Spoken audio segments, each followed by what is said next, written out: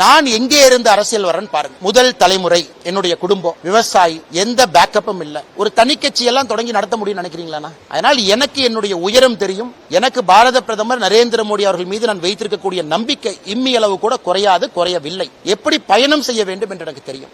ஆனால் நான் இன்னைக்கு ஒரு முதல் தலைமுறை அரசியல்வாதியாக, விவசாயியாக நான் மாற்றத்திற்காக தொடர்ந்து போராடுறேன். சில நேரம் என்னுடைய மனசாட்சிக்கு எதிராகவும் நான் பேசுறேன். மனசாட்சி ஒன்று சொல்லுது, வாய் ஒன்று சொல்றேன். காரணம் தலைவர்கள் சொல்றாங்க. தலைவர்களுக்காக, சபை மரியாதைக்காக, சபை நாகரிகத்துக்காக சில இடத்துல பேச வேண்டி இருக்கு. இருந்தும் சில விஷயத்தை பொறுத்துக் கொள்ள முடியாது. பொறுத்திருந்து பார்ப்போம், நல்லது நடக்கும். பதவி எதுக்கு நான் போடணும்? பதவியெல்லாம் வெங்காயம் மாதிரி நான் தான் சொல்லிட்டேன். அதை உரிச்சிங்கன்னா ஒண்ணுமே இருக்காதுண்ணே. என்ன பதவி போடுவாங்க அண்ணா? ஒரு நிமிஷம், என்ன பதவி போடுவாங்க?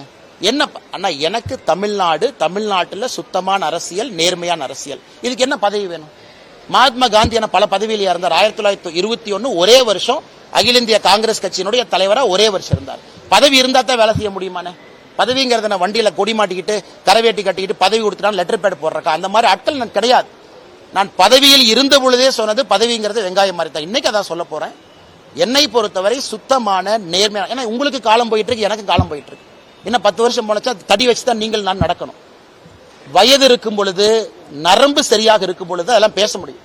60 வயசு இந்த மாதிரிலாம் நான் பேசிட்டு இருக்க முடியாது. கே நேரு ஊழல் பண்ணாரு, இவங்க ஊழல் பண்ணாரு, இல்ல லாரி வச்சு ஏத்திடுவானுங்க. அதனால இப்போதைக்கு அதை பேசுறேன். மாற்றம் நடக்கும் என்று நம்புகின்றேன். அதற்காக காத்திருப்பதற்கு தயாராகவும் இருக்கின்றேன். என்ன நடக்கும் பார்ப்போம்.